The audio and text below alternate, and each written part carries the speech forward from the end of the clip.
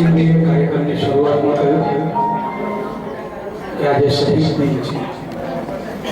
વીર ભગતસિંહની એક બે લીટી મને બહુ યાદ આવે છે कि जिंदगी तो अपने ही दम पर जी जाती है, जिंदगी तो अपने ही दम पर जी जाती है, दूसरों के कंधों पर तो सिर्फ जनाजा उठता है। અને બીજું ભગતસિંહે લખ્યું कि मेरे जज्बात से वाकिफ है मेरी कलम इस तरह, मेरे जज्बात से वाकिफ है मेरी कलम इस तरह कि इश्क भी लिखता हूँ तो इनकलाब लिखा जाता है,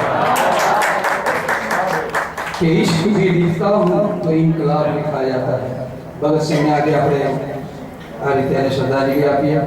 बाकी देशनी हालत આપણે સૌ જાણીએ છીએ કે ટેકા માટેની દોડાદોડી છે।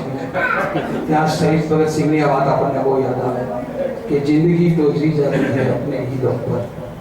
बाकी तो विवाहित विधवा विदुर ने वांडा, विवाहित विधवा विदुर ने वांडा કંઈક આવી ગયા ગાદીએ, આ દેશનો દાટ વાળ્યો ખાનદાન ખાયકી ખટપટ અને ખાદીએ।